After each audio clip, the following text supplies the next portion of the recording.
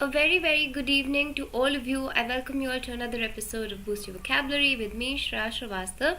And today we're going to do 10 idioms that will be related somewhat to fruit. Okay, so we'll be looking at 10 different idioms, but they're all connected to the theme of fruit, and we're going to be doing those.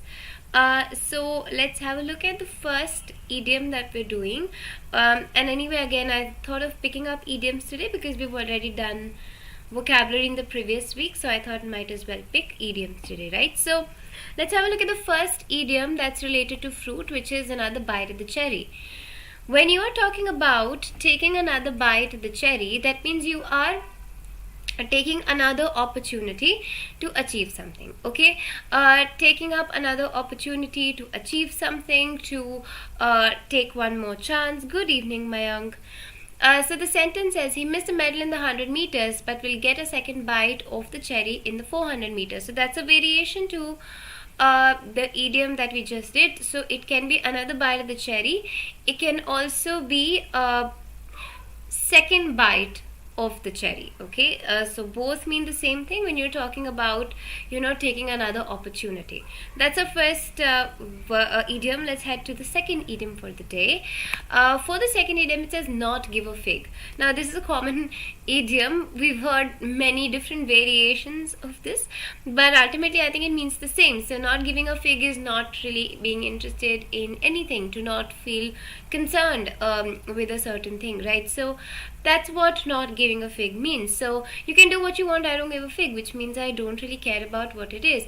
I couldn't care less, right? So you don't feel any interest whatsoever regarding that one thing. That's not giving a fig. Heading to the third idiom, which is apples and oranges. Clearly, when you think about apples and oranges, both look different, are different, taste differently. So basically, when you're talking about, or they're apples and oranges, that means they're completely different from each other. They're absolutely different. Okay, one thing does not resemble the other thing, or they're two very different things altogether. So that's that. My mother and my mother-in-law are apples and oranges. That means, of course, they're opposites, they're poles apart, they're very different. There is absolutely no similarity between them. So that is apples and oranges. Fourth idiom for the day is a plum job.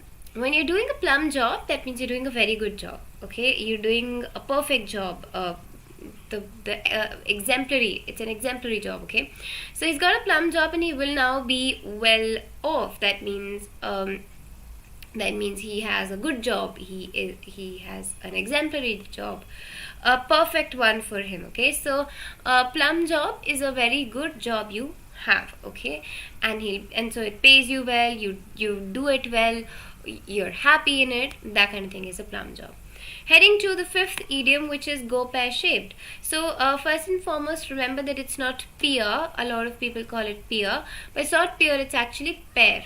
Okay, so go pear shaped, that means going pear shaped is not, it's basically going unsuccessful. It's going coming to nothing. Okay, coming down to nothing, falling flat, blowing up, right? So to fail, basically, to be unsuccessful, to be a flop, to bomb up. Okay, that is going pear shaped. Sentence: what are we going to do this weekend if our plan goes pear shaped? That means, see, when you're talking about something being unsuccessful, it cannot just be work, it can't just be, in general things, but it can be anything. It can be a plan, it can be a performance, it can be, a conversation, a communication, a relationship. Anything that fails or is unsuccessful can go pear shaped. That's our fifth idiom. Heading to the sixth idiom, which is the apple never falls far from the tree. Now, when you say that, you're basically trying to say that person resembles very closely to his or her parents, or to his or her family, or his or her bloodline. So what you're trying to say is that you have very similar characteristics. You have a very similar nature.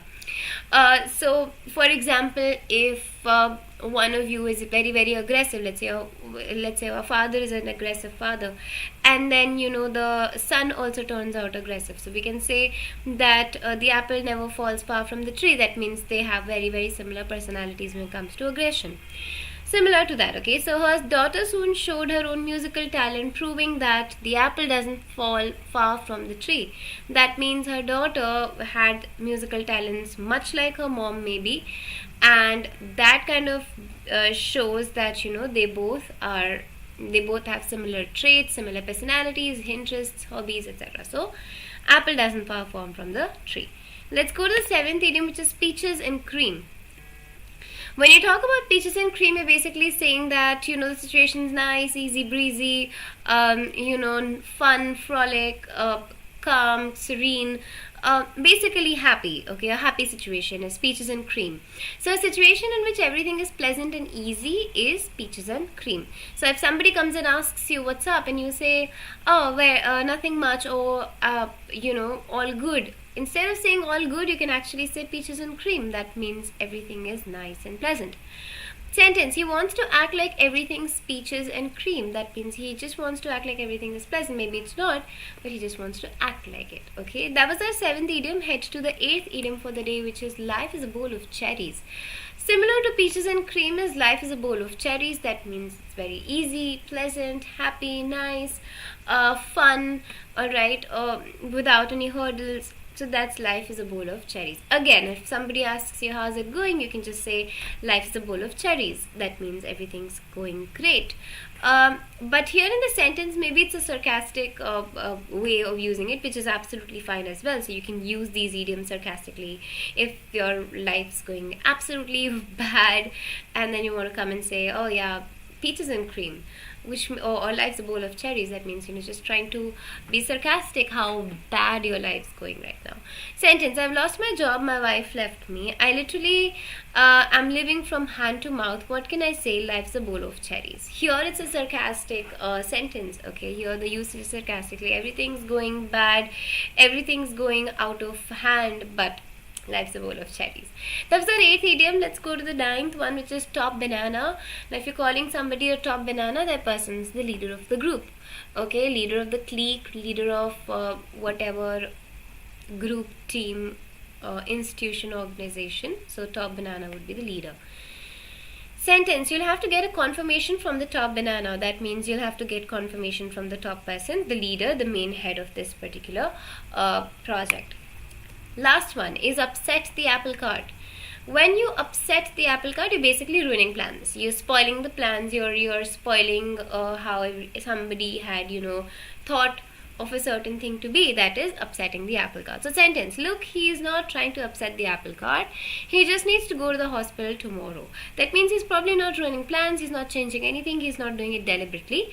He needs to go to the hospital tomorrow, and that's his intentions are not to ruin your plans. Okay, so all of those are some idioms that we did related to fruit, okay? And I hope you understood them, and I hope you liked today's session, and we're gonna see you on Saturday, and then I'm gonna see you on Tuesday, right? Until then, take care of yourselves, be good, stay safe, have a very, very happy Holi, alright? And you know, I'm glad that if you're staying here and watching this, I'm wishing you a happy Holi, you know, in advance if you're celebrating it today. If you're celebrating it tomorrow, either ways, okay? So when you say something is right up my alley, it just means, Mayank, that it's well suited for you, okay? It's one of those things that agrees with you nicely. Okay, so right up my alley means it is the best thing that suits you. Alright, thank you so much. Have a very, very good day. Have a happy Holi. Take care of yourselves. Bye-bye.